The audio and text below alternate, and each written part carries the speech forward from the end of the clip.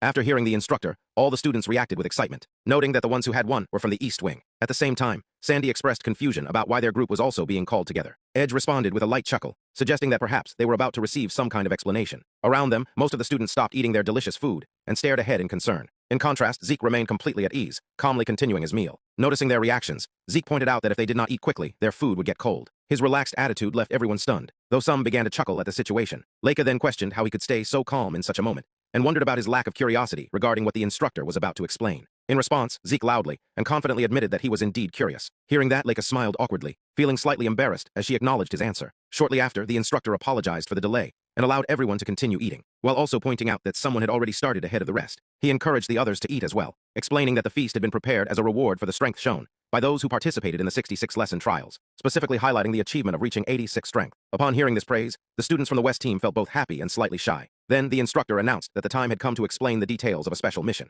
At that moment, Edge respectfully asked if their group could also listen. The instructor responded with a smile, allowing it and mentioning that there was a possibility they might participate as well. The moment the announcement was heard, Edge was left completely stunned, the weight of the information settling heavily across the room. The instructor stood firmly, maintaining authority, and began explaining the situation referred to as does, drawing everyone's full attention. A few days earlier, a special crack had been discovered deep within the lands of the Eldragon family, a discovery that immediately caused shock and tension among those who heard it. As the word spread, everyone reacted with visible surprise, and even Zeke, who had been casually eating, stopped midway, abandoning his meal to listen carefully to the instructor's explanation. As he focused, Zeke recalled something from his past studies, thinking about how he had once read about cracks in a book stored within the Dragon Hall, and the memory now seemed far more relevant than ever before. The instructor continued speaking with calm seriousness, explaining that everyone present would already have some level of knowledge about cracks, as they were not entirely unfamiliar phenomena. However, he clarified that what they were dealing with now was something entirely different, something far more unusual, as they were probably not familiar with special cracks. He went on to explain that, in simple terms, these special cracks could not be conquered using normal methods, making them extremely dangerous and unpredictable compared to ordinary ones. This clarification deepened the tension among the students. Leica, unable to fully grasp the meaning, reacted with confusion, trying to understand what exactly made these cracks so different, and why they could not be handled in the usual way. The instructor responded by elaborating further, stating that the special crack discovered this time came with strict limitations, and those limitations were highly specific and unavoidable. Only 7 individuals with a 3-star level or lower were allowed to enter this crack, and this restriction was absolute. He emphasized that there was a 97% certainty that if anyone with 4 stars or more attempted to enter, or if the number of permitted individuals was exceeded, they would immediately be forced out by the crack itself. Hearing this, students from all directions, west, east, north, and south teams, listened intently, absorbing every word with serious expressions, fully aware of the gravity of the situation. The instructor continued, reinforcing the importance of these conditions, explaining that if the requirements were not met, not even the head of the family himself would be able to enter the special rift. This made it clear that no exceptions existed, regardless of status or power. Because of this, he stressed that accessing the crack required strict respect for these conditions, and any attempt to bypass them would be futile. Although there were indeed 3-star warriors among the Eldragon soldiers who could potentially qualify, the instructor explained that, due to the recent increase in the appearance of cracks, the family unfortunately did not have enough personnel to handle everything at once. It was precisely for this reason that their attention had turned toward the students, placing unexpected responsibility upon them. As the explanation deepened, the instructor revealed something even more significant, stating that within this special crack, there was a very high possibility that the magic water necessary to awaken magical power existed. The moment this was heard, shock spread once again through the group, the importance of the mission suddenly escalating to an entirely new level. Rick, confused yet curious, struggled to understand what exactly this magic water was. Zeke, however, reacted instantly, his thoughts aligning with what he already knew, realizing with certainty what the instructor was referring to. The instructor then clarified the concept, explaining that AGI was the key, and that by drinking the magic water, a person would gain the ability to convert ether into magic power. This transformation was essential, as it allowed the human body to properly handle and utilize magic. Upon hearing this, Zeke became overwhelmingly excited, unable to contain his joy. His eyes sparkled brightly with enthusiasm as he imagined the possibilities, his earlier seriousness replaced by pure excitement as he celebrated the idea of magic. The instructor continued, shifting the focus to the broader world, explaining that, as everyone already knew, the world was governed by the 8 families, known collectively as the 8 gates of the hegemonial, and among them was their own Eldragon family. However, despite being one of these powerful families, there was a crucial disadvantage that set Eldragon apart. While the other families possessed Lena, the magical fountain from which magic originates, the Eldragon family was the only one that did not possess such a source. Because of this absence, magic water held immense importance for them, representing a rare and valuable opportunity. Summarizing everything, the instructor clarified that the current mission was straightforward in its objective yet extremely critical in execution. They had to conquer the special crack and recover the magic water. It was a mission of utmost importance, one that carried immense weight and responsibility, and failure was not an option. However, there was an additional complication. The location where the crack had appeared was dangerously close to the territory of the Cerberus family, another of the 8 gates of the hegemonial. This meant that it was highly likely that the Cerberus family would also attempt to claim the crack for themselves, turning the situation into a potential conflict. Taking all these factors into account, the instructor concluded by explaining the purpose behind the selection tests. These tests were being conducted to identify and choose those individuals who were 3 stars or lower, yet possessed sufficient ability and strength to undertake this dangerous mission. The room remained heavy with anticipation as the full scope of the challenge settled in, connecting every detail into a single, high-stakes objective that now rested on the shoulders of the chosen few. As the instructor's explanation settled in, Edge quietly processed everything before turning towards Sandy, expressing his understanding of the situation with a calm realization. From what he had grasped, it seemed clear to him that the 7 members from the East Wing who had won would be the ones placed in charge of the special Rift Conquest mission. Hearing this, Sandy responded with a subtle smile, acknowledging his conclusion. However, the instructor continued speaking, adding an important clarification. Although the results of the tests had declared the East Wing as victorious, this did not mean that the 7 selected members from the East Wing would automatically become the Conquest team. This distinction shifted the atmosphere once again, realizing that his assumption had not been entirely correct. Edge reacted with a mix of surprise and satisfaction, quietly pleased that he had at least partially understood the situation. Sandy, noticing this, let out a small chuckle. Then, with a sudden shift in intensity, the instructor forcefully placed his hand on the table, drawing everyone's attention back to him. He firmly declared that from this point onward, under the leadership of the East Wing, the Conquest team for the Special Rift would be formed. However, instead of being limited to a single group, the team would be chosen from among everyone present there. This announcement sent a wave of shock and unease through the room, leaving many students both terrified and confused about what was to come. The instructor continued, explaining the reasoning behind the earlier battles. The purpose of making everyone fight until the very end, regardless of victory or defeat, had been to observe and share the skills and characteristics of each individual's martial arts. Through this process, they were able to establish proper evaluation criteria for forming the most suitable Conquest team. Still, he admitted that there were some individuals who had not been able to fully demonstrate their true potential. After saying this, his gaze shifted directly toward Zeke, singling him out in front of everyone. With deliberate authority, he declared that Zeke would be the one to choose the members of the Conquest team. The sudden responsibility hit Zeke completely off guard, causing him to choke in surprise, with food nearly falling from his mouth as he struggled to process what had just been assigned to him. The instructor questioned his reaction, pointing out that there was no reason for such surprise, since Zeke was the representative of the East Wing. Zeke hesitated, trying to explain that it had not been something he had intended or expected. Feeling the pressure, he quickly turned toward Leica, attempting to push the responsibility onto her, and insisting that she should be the one to decide instead. Leica, completely unprepared for this, froze in shock, unable to respond immediately. Zeke, however, continued speaking in his usual unpredictable manner, acknowledging that his own participation in the mission was mandatory. Even so, he questioned whether this arrangement truly made sense. With a sudden shift in tone, he boldly declared that if he were allowed to choose freely, he would simply form a one-man Conquest team, taking on the entire mission by himself. This outrageous statement left Leica stunned, unable to comprehend what he was suggesting. She struggled to respond, pointing out that while it sounded absurd, knowing Zeke, it was not entirely impossible for him to attempt something like that. Zeke, seemingly pleased with her reaction, continued speaking in a scattered, yet confident manner, suggesting that she should consider the situation carefully, evaluate the top individuals, and use her own knowledge and judgment to make the decision. After a brief moment, he casually concluded that everything seemed fine, and decided to hand over the position of representative to Leica. The instructor, slightly taken aback, questioned whether Zeke was truly certain about this decision. He reminded him that leading the Conqueror team would bring him one step closer to becoming the next head of the family. Zeke responded without hesitation, casually stating that he had no intention of becoming the family head at all. This declaration shocked everyone in the room, with Veniel being particularly affected, unable to hide the surprise. Edge immediately questioned this statement, struggling to understand how someone could reject such a powerful position. Sandy also reacted with disbelief, wondering whether Zeke was actually serious. Leica, however, confirmed that he was being completely genuine in what he was saying. Zeke continued, explaining that such a position held no real value for him. What he considered important was pursuing his own path, his own goals, and his own business. Edge tried to reason with him, pointing out that if he were to rise to the position of family head, he would gain control over the entire Eldragon family and wield immense power. But Zeke dismissed the idea entirely, stating that he had no need for something like that. For him, there was only one true objective that mattered. He declared that the only thing he sought was the ultimate end of martial arts, the absolute pinnacle of strength and mastery. Hearing this, the entire room fell into stunned silence, as everyone turned their gaze towards Zeke, unable to ignore the intensity and conviction behind his words. Zeke's expression softened into a confident smile as he turned toward Leica, reassuring her not to worry about him. Instead, he shifted the focus entirely onto her, urging her to concentrate on the task at hand and choose the members she would take for the mission. Leica, still feeling the weight of the responsibility, slowly stood up. Despite the pressure, she gathered herself and accepted the role with determination. With a serious expression and a sense of duty, she prepared to announce her choices, ready to decide who would be part of the Conquest team. As the moment built, the scene smoothly shifted to another location, where the head of a powerful family sat in a commanding position. Beside him rested a terrifying two-headed wolf, radiating a menacing presence that added to the tension of the setting. The head remained calm, casually smoking, when an assistant approached and delivered urgent news. Upon hearing the report, the head reacted with sharp interest, questioning whether the information he had just received was truly accurate. The assistant confirmed without hesitation that a special crack had indeed been discovered within the forest of the abundant dog. A smirk slowly spread across the head's face as he processed the information, realizing that the Eldragon family, whom he referred to mockingly as lizards, had already begun making their move. However, his tone quickly shifted to irritation as he questioned why he was only learning about this development now. The atmosphere instantly grew tense, and everyone present became visibly nervous. The assistant, overwhelmed by fear, bowed deeply and apologized, explaining that they had been skillfully deceived, which caused the delay in discovering the crack. The head continued to smoke, his smirk returning as he reflected on recent events. He recalled hearing that the so-called lizards who had infiltrated the forest of the abundant dog had been behaving in a strangely provocative manner. Now everything made sense to him, and he acknowledged their plan as clever. Curiosity flickered in his expression as he wondered whether there was something particularly valuable or interesting about this special crack, judging by their actions. The assistant responded by explaining that it was highly likely that the crack contained Kaglia magical, something of great significance. Hearing this, the head calmly acknowledged the situation, realizing that it was no surprise the opposing side would want to obtain it at any cost. He then asked about the conditions required to enter the special crack. The assistant explained that the limit allowed only individuals of 3 stars or lower, with a restricted number of participants. The head reacted with a confident smirk, noting that such conditions did not seem especially difficult to meet.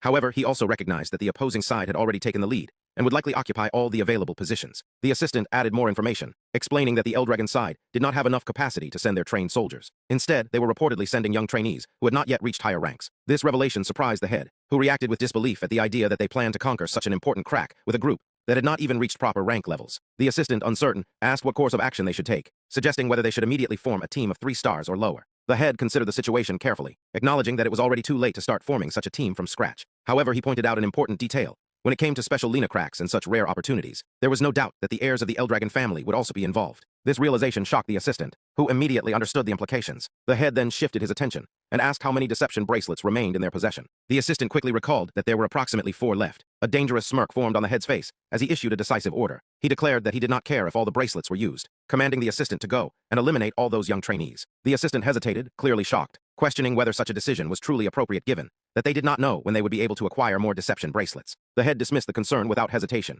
stating that there was no point in being stingy with resources that would otherwise gather dust in storage. In his view, it was far more productive to use them all at once in a moment like this. As he continued speaking, his tone grew darker, almost amused, as he imagined the reaction of the Eldragon leader when faced with the consequences of such actions. With a sinister grin spreading across his face, he found the thought deeply satisfying, as if the outcome itself would bring him a twisted sense of reward. Zeke shifts his focus toward the companions he is about to leave behind, making it clear through his demeanor that they will not be spared from hardship. In his view, their current strength is far from sufficient, and improvement is not optional but necessary. Without hesitation, he throws them into an unforgiving training routine. The first exercise immediately sets the tone, as they are forced to perform push-ups while bearing the crushing weight of enormous boulders pressing down on their backs. The strain is overwhelming, yet Zeke offers no relief. The intensity escalates as Rangus and the others are driven into endurance training that borders on merciless. They are made to run at full speed, while dragging massive stones behind them. Their bodies push to their limits with every step. Rick and Marin observe the ordeal with visible dread, questioning whether such punishment is truly required. Their unease is met with a deceptively innocent expression from Zeke, whose almost playful look contrasts sharply with the brutality of the exercises. Understanding the futility of resistance, the group forces uneasy smiles and accepts the situation. They recognize that arguing would only make matters worse when Zeke has assumed the role of instructor. Satisfied with their compliance, Zeke acknowledges them with a subtle nod before moving on to the next stage of training. His attention turns to Raymond, the blonde shield user. Zeke introduces a new and intimidating tool, massive enchanted stones known as regeneration stones. These objects prepared in advance immediately confuse the group. Their purpose is not obvious at first glance. Zeke explains that these stones possess a dangerous characteristic. Any force applied to them is reflected back with amplified intensity, multiplied many times over. The explanation is accompanied by the memory of his own painful experience with such stones, reinforcing the seriousness of the situation. Despite the obvious risk, Zeke expresses confidence in his approach. He declares his intention to strike one of the stones, using nothing but physical strength, deliberately avoiding the use of source power. The announcement leaves his companion stunned. The idea appears reckless to the point of absurdity. Nonetheless, Zeke prepares himself with calm focus and delivers a clean, unenhanced punch to the stone. The observers are left in disbelief, unable to comprehend how he could attempt such a thing without protection. Zeke remains composed, fully aware that the returning force will be devastating. As expected, the stone releases an explosive surge of energy that rebounds toward him. The sheer magnitude of the impact suggests certain injury. Yet Zeke had anticipated this. Instead of absorbing the full force directly, he employs a basic shield to intercept the shockwave. The shield cracks under the strain, but it successfully demonstrates his point. This method, though risky, serves as a clear example for Raymond. The lesson focuses on mastering defensive techniques, either by enduring the impact head-on or redirecting it effectively. Raymond, realizing the difficulty of such training, feels a deep sense of pressure. Next, Zeke directs his attention to Selene. He hands her a sword and instructs her to attack the regeneration stone using her source power. She complies with determination, unleashing a rapid sequence of strikes. However, her attacks lack precision, landing across multiple points, rather than concentrating on a single target. As a result, the stone recovers almost instantly, negating her efforts. Zeke identifies the flaw immediately. Her strength is scattered rather than focused, allowing the stone's regenerative ability to outpace her attacks. He clarifies that her training will revolve around refining her focus, channeling all her energy into one precise point. To illustrate this principle, he demonstrates the technique himself. With a single, fluid motion, he delivers one perfectly concentrated strike. The impact penetrates the stone's core, causing cracks to spread across its entire surface. The display leaves Selene astonished. The precision and power achieved in a single blow surpass anything she had imagined. Zeke explains that her current style prioritizes rapid, numerous attacks, but advancing further requires a shift in mindset. Each strike must carry intention and accuracy, rather than relying on volume. Selene accepts this guidance with gratitude, understanding the path she must now follow. Zeke then turns to Rangus, who braces himself for another grueling challenge. Contrary to expectations, Zeke presents him with something unexpectedly simple, a delicate white feather. Despite its simplicity, the task proves far from easy. A swirling green aura of wind energy begins to form around the feather, immediately capturing Rangus's attention. The energy resembles a technique associated with a powerful figure, one that Rangus recognizes instantly. Zeke reveals that he learned to replicate this ability after experiencing it firsthand in battle. The explanation defies logic, leaving Rangus unable to comprehend how such a feat is possible. Ignoring the disbelief, Zeke proceeds to outline the objective. Rangus must learn to control the flow of wind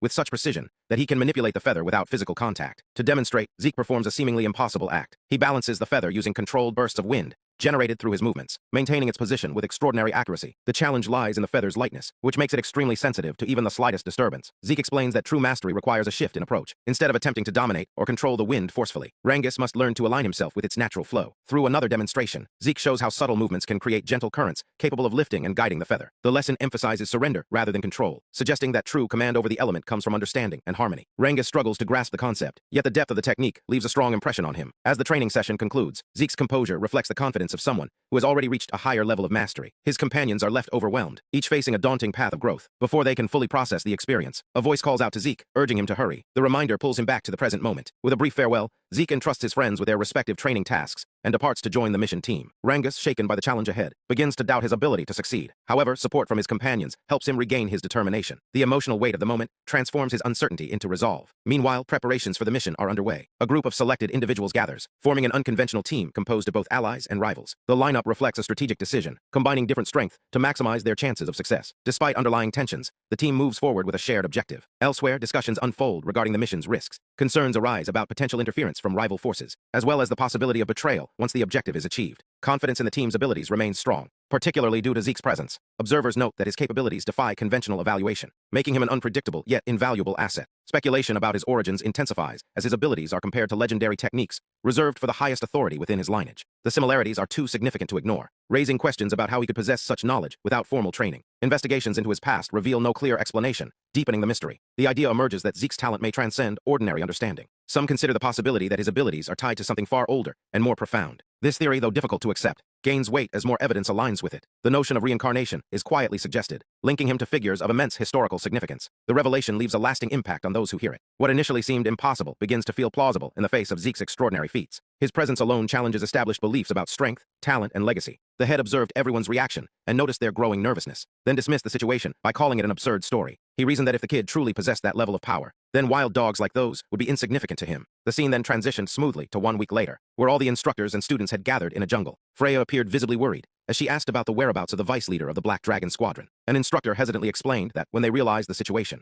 the vice leader had already disappeared. The word disappeared lingered heavily in the air. Freya reacted with concern, recalling that they had promised to send more personnel, yet she remained unsure whether he would be safe. Her attention shifted as she noticed that others had just arrived. At that moment, Leica approached, with Zeke following behind her. Leica energetically spoke about running and moving along the fastest path, questioning how one could expend energy before the mission, and why instructor Freya was present there. Freya responded coldly, clarifying that she was no longer acting as their instructor, but was instead on a mission for the protection of the special domain. Leica realized they were dealing with a special domain, prompting Freya to explain that certain cracks could influence the outside world and create such domains, and that this was one of those cases. As Zeke listened, he observed the dark trees and felt a familiar energy, similar to the black mist that had emanated from the raging boar he had previously fought. He reflected that he had never considered that phenomenon to be an effect of a crack. Zeke questioned why Freya was protecting the special domain. Freya explained that her purpose was to contain and sabotage the Cerberus family. When Leica asked what sabotage meant, Freya elaborated that conquering the rift and obtaining the magic water would undoubtedly strengthen the Eldragon family, something their rivals would not welcome. Leica acknowledged this explanation, and Freya added that they also eliminated monsters expelled from the special domain. Among other duties, Zeke showed curiosity about the term expelled, prompting Freya to clarify that the entry limit for the special rift was restricted to 7 3-star individuals. Edge confirmed that he had heard the same. Freya then demonstrated by placing her hand on the domain barrier, explaining that those who did not meet the requirements, including herself, were expelled. She further clarified that monsters of 4 stars or higher were also excluded. Only those meeting the criteria could enter, and entry operated on a strict first-come, first-served basis. Once participants entered, no one else could join until the rift was conquered or completely cleared. Zeke placed his hand on the domain with ease. Surprising Freya, internally, he analyzed the barrier as something that selected participants, although it was said to be indestructible by force. The more he heard, the more he felt tempted to test it. His smirk made Freya uneasy, prompting her to remind him to listen carefully when others spoke. Zeke responded playfully, assuring her that he had been listening, though Freya immediately called out his lie. Freya then warned that they did not know when members of the Cerberus family might arrive, so they needed to proceed quickly. Turning to the students, she asked if they were ready. The group responded with determination that they were prepared. Freya wished them good luck in conquering the domain. The group entered the domain, and soon encountered a herd of massive deer with enormous antlers charging toward them. Veniel stepped forward, prepared to strike,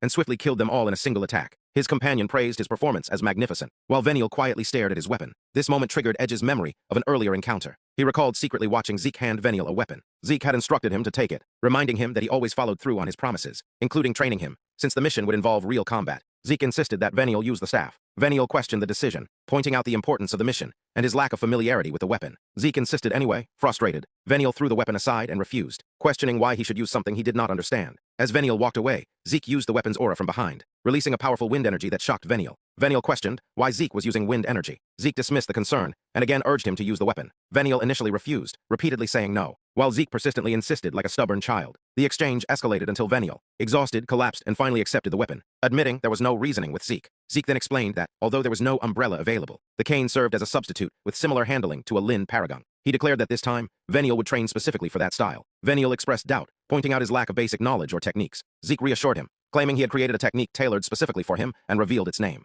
The scene shifted back to the present, where Veniel reflected on the technique, known as the Phantom Wind Umbrella Technique. He found it hard to believe that Zeke could create a technique from scratch, yet he recognized that since adopting it, his movements had become sharper and perfectly aligned with his wind attribute. Edge observed this and wondered if Zeke had truly created a personalized technique. Zeke praised Veniel's last strike, while Veniel's companion confirmed that the technique had indeed been created by Zeke. She whispered in amazement, questioning who Zeke really was. Veniel, still frustrated, admitted he did not know. Meanwhile, Lyra approached Zeke with a smile and asked him directly whether he had created the technique. Zeke proudly confirmed that he had. Lyra reacted with surprise and excitement, clapping happily. Sandy, however, dismissed the claim as impossible. Edge countered that, considering Zeke, it somehow made sense. Sandy insisted that regardless of what others believed, she would not tolerate being obstructed, directing her frustration toward Veniel and his companion. Veniel reacted angrily, demanding clarification. Sandy arrogantly criticized him, claiming he could not fight properly without relying on poison, and was now using a technique he did not understand. Veniel and his companion snapped back, demanding respect and warning her about her language. Sandy retaliated, accusing them of being upset by the truth and belittling them further. Leica attempted to calm her, urging her not to get so angry. Edge stepped in with a laugh, trying to diffuse the tension by reminding everyone that they were partners in conquering the special rift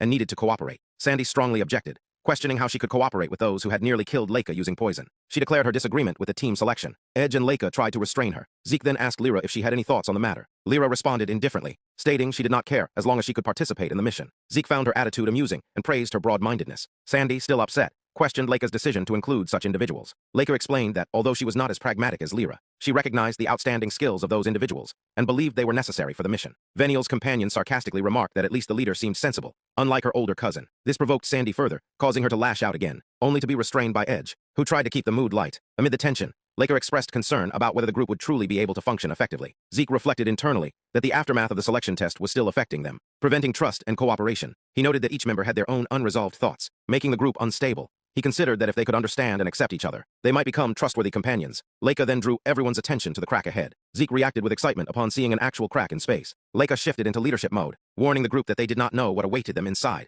and urging everyone to remain focused. The group steadied themselves with determination. Zeke stretched his arms and encouraged everyone to proceed. At that moment, he sensed someone entering the domain from behind and briefly looked back. When Lyra asked if something was wrong, Zeke dismissed it and urged the group to move forward immediately. With that, everyone focused their attention on the crack and prepared to enter together. Step by step, they move closer toward what seems to be the core of the anomaly, fully aware that whatever lies ahead may be their toughest challenge yet. As they cross into the heart of the domain, their caution proves justified almost instantly. The moment they enter, the situation spirals out of control. Panic erupts without warning. Leica is overcome with sheer terror, her reaction immediate and visceral. Edge's expression twists as fear takes hold, while Sandy is left stunned, struggling to process what's happening. The ground beneath them disappears as if it had never existed. In an instant, the entire group is plunged into open air, their bodies dropping rapidly through an endless sky. The sudden shift leaves no time to think. Leica tries to regain control of the situation, attempting to steady everyone mentally, and urging them to focus on finding a way to land safely. But events move faster than anyone can react.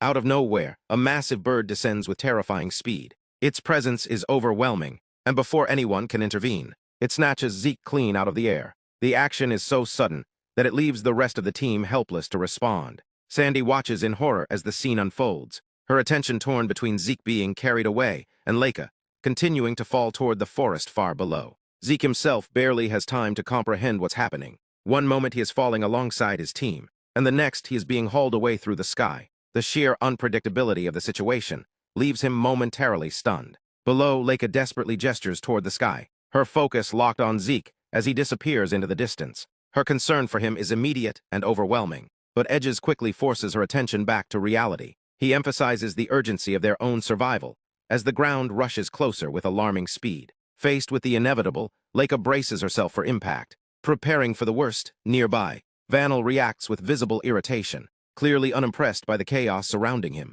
He calls upon his attendant, Alan, and without hesitation, the two shift into action. Alan executes a newly mastered technique, channeling wind into a protective form reminiscent of an umbrella. At the same time, Vanel unleashes his own refined wind-based abilities. The combination of their techniques generates a powerful whirlwind beneath the falling group. The swirling air forms a cushioning barrier, slowing their descent and reducing the severity of the fall. The effect is immediate, the violent drop is softened, giving them a chance to survive what would have otherwise been a devastating impact. Edges manages to seize a sturdy tree branch at the last possible moment, narrowly avoiding a direct collision with the ground. Vanel and Alan land with precision, their control over the wind allowing them to touch down smoothly. The others are not as fortunate. Leica and Sandy hit the ground hard, the impact sending waves of pain through their bodies. Sandy voices her frustration at the rough landing, clearly shaken. Vanel, however, shows little sympathy, dismissing the situation with cold indifference. Edges steps in quickly, attempting to ease the tension by pointing out that without their intervention,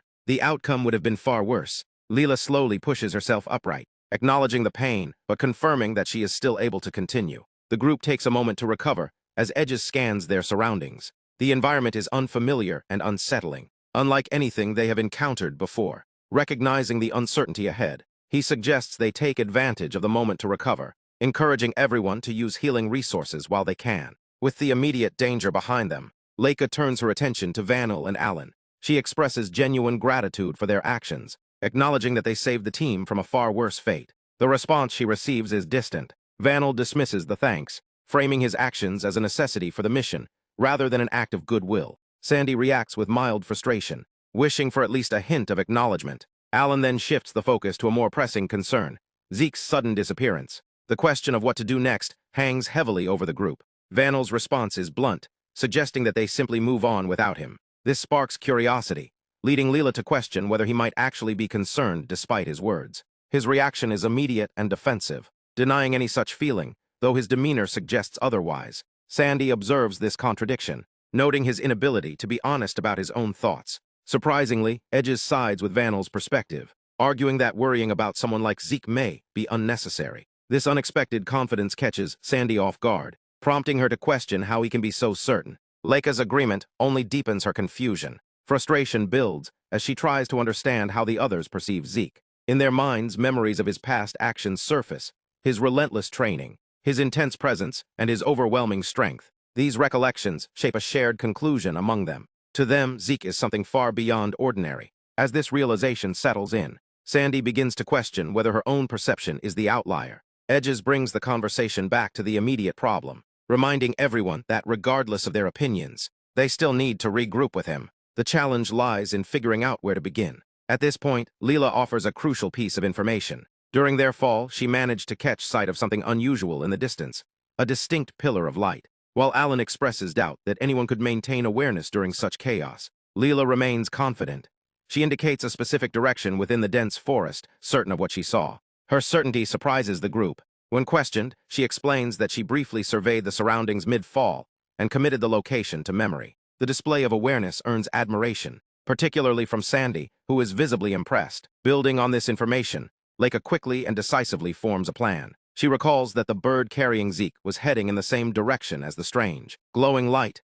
This connection provides them with a clear and immediate objective. Rather than wandering aimlessly through the unknown terrain, they decide to head toward the towering pillar of light, believing it may lead them closer to him. The group agrees without much hesitation, recognizing that Zeke himself would likely be drawn to something so unusual and mysterious. Meanwhile, far from the others, Zeke's situation unfolds in a completely different and far more perilous manner. Despite the circumstances, he appears surprisingly composed and observant. Rather than panicking, he reflects on the unexpected turn of events with a sense of curiosity and intrigue. Being seized by a massive creature, the very moment he entered the rift, is not something he had anticipated. Yet he treats it as a strangely novel experience. The encounter introduces him to something entirely new, an attack originating from another dimension. Even the sheer shock of it fails to unsettle him for long. Instead, he regards it as a rare opportunity to learn and adapt. Though separated from his team, he shows no real concern for their ability to manage without him. His confidence in them remains steady and unshaken. As the bird continues its long, powerful flight, its behavior suddenly shifts. The subtle change signals that their journey is nearing its end. Without warning or ceremony,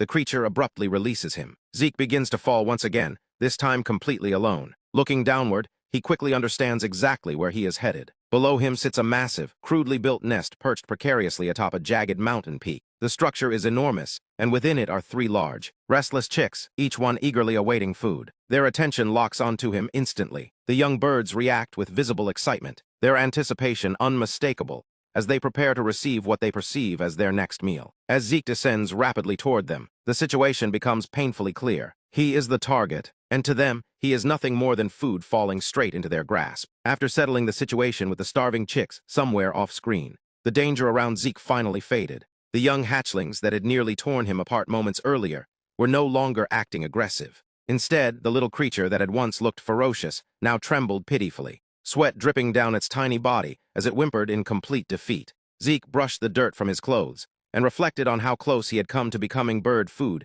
immediately after arriving in this strange place. Taking in his surroundings, he quickly realized that this world was nothing like the one he came from. Everything about it felt hostile, wild, and unfamiliar. His attention shifted toward the enormous bird family nearby. These giant fluffy creatures hardly matched the terrifying image he had imagined when hearing stories about chaos monsters. Curious, he reached out and gently touched the massive mother bird, finding her surprisingly soft and oddly adorable despite her intimidating size. As he climbed across her back, his expression slowly changed. The creature's condition was terrible. Her feathers were tangled and dull, her body painfully thin, and every movement carried exhaustion. Zeke inspected her more carefully and confirmed that she was badly weakened, likely injured as well. The bird flinched slightly under his touch, revealing just how much pain she had been hiding. Standing before the frail creature, Zeke wondered what could have reduced such a massive being to this miserable state. But before he could think further, his mood shifted. For some time now, he had sensed an unsettling presence stalking them from afar, and it was rapidly approaching. Soon the answer revealed itself. Far in the distance, the sky darkened beneath a massive swarm of approaching figures. Countless insect-like monsters surged through the air, wrapped in an eerie purple aura that radiated pure hostility. The moment the mother bird noticed them, panic consumed her. Instinctively, she retreated behind Zeke, treating him as the only thing standing between her family and death. At that moment, Zeke understood everything. These insects were the true chaos monsters. The starving bird family had become their prey, and the swarm had returned to finish the hunt. He calmly assessed the enemies closing in around them. The smaller locust-like creatures were around 3-star level, dangerous enough on their own, but their leader was clearly stronger, a true 4-star threat. Glancing back at the mother bird and her chicks, Zeke saw how pitiful their situation really was. The family was starving, exhausted, and barely surviving. Despite the hopeless odds, the mother bird's fear slowly began to change. At first, she looked ready to flee, believing escape was their only option. Yet as she looked down at her trembling chicks, something fierce awakened inside her. Driven by pure maternal instinct, the weakened creature spread her wings wide and positioned herself protectively over her young, preparing to fight to the very end, even if it meant certain death. The sight amused Zeke in the best possible way. A faint smile appeared on his face as he watched the bird stand her ground. Even the tiny chicks joined in, puffing out their chests and chirping defiantly beside their mother. Their courage in the face of overwhelming terror impressed him deeply, and that spirit made his decision for him. As the chaos swarm descended, with murderous intent filling the air, the mother bird lunged forward to confront them. Zeke moved beside her without hesitation, charging directly into the incoming horde. One of the smaller locust monsters rushed toward him first. Zeke intercepted it effortlessly, seizing the creature by its grotesque head before crushing it with a single devastating punch. The insect's skull exploded instantly, spraying green gore everywhere. Covered in bug blood, Zeke's eyes gleamed with dangerous excitement. The first enemy had fallen easily, but the swarm remained undeterred. The 4-star leader and the countless insects behind it continued their relentless advance, as though the death of their ally meant nothing at all. Behind him, the mother bird stared in complete disbelief. Her beak hung open as she struggled to comprehend the monstrous strength this strange human possessed so casually. Then Zeke finally decided to become serious. A terrifying blood-red aura erupted from his body, dark energy radiating outward as his eyes glowed ominously. The atmosphere itself seemed to freeze under the pressure he unleashed. High above the battlefield, a gigantic draconic eye materialized in the sky, staring down upon the swarm with overwhelming dominance. The effect was immediate. Every insect in the swarm froze in terror, completely paralyzed beneath the crushing force of Zeke's dragon pressure. His silhouette darkened beneath the ominous aura as he silently gave them a final warning. Retreat now or face complete annihilation. The draconic presence hanging above them made the outcome painfully clear. Unable to endure the suffocating pressure, the swarm finally broke. The insects abandoned their attack and fled into the distance in complete panic. Watching them disappear, Zeke casually remarked to himself that the creatures had terrible taste anyway. Even so, there was a certain excitement in battle that he found himself enjoying more and more lately. Still, after the enemies vanished, exhaustion briefly crossed his face. Wiping sweat from his forehead, he admitted internally that using dragon pressure while still weakened placed a considerable strain on his body. Nearby, the mother bird continued staring at him in stunned silence. Her trembling had not stopped, but now it came from sheer awe rather than fear. As she slowly approached the corpse of the dead bug, she nudged it weakly with her beak, clearly drawn by hunger. Zeke noticed immediately. Without hesitation, he gestured toward the carcass, offering it to her as food. The starving bird wasted no time and tore into the chaos monster desperately, finally getting nourishment after what was clearly a long period of suffering. A brief flashback revealed the full story. Earlier, while searching for food for her starving chicks, the mother bird had been ambushed by this same swarm of chaos bugs. Barely surviving the encounter, she escaped with severe injuries. On her return journey, exhausted and desperate, she had spotted Zeke falling from the sky and instinctively viewed him as potential prey. Back in the present, the situation had completely changed. The chicks now slept peacefully beside their mother, their tiny bodies sprawled out with full stomachs, while drool dripped from their beaks in contentment. Looking at the sleeping family, Zeke reflected on how he had almost become bait for them earlier. Somehow, though, the strange encounter felt almost destined, and because of that feeling, he made a decision. The mother bird lifted her head in confusion as Zeke looked toward her with renewed determination. Seeing how desperately the family needed food, he decided he would help transform the weak creature into a true predator, one powerful enough that she and her chicks would never suffer from starvation again. Excitement returned to his face as he flexed his arm confidently. The hunt was about to begin. Elsewhere, deep within the forest below, another scene unfolded. A sharp blade pierced through the corpse of yet another chaos bug, while a group of sharply dressed men surveyed the battlefield. These individuals belonged to the Kerberos family, their formal suits and fedoras giving them the appearance of refined gentlemen, despite the violence surrounding them. Their leader calmly examined the remains of the battle before dismissing the mysterious rift and dead insects as insignificant distractions. At his command, the men unsheathed sleek katanas in unison. Standing amidst the carnage with his own blade gleaming ominously, the leader finally announced that the true mission could now begin. The lizard hunt had officially started.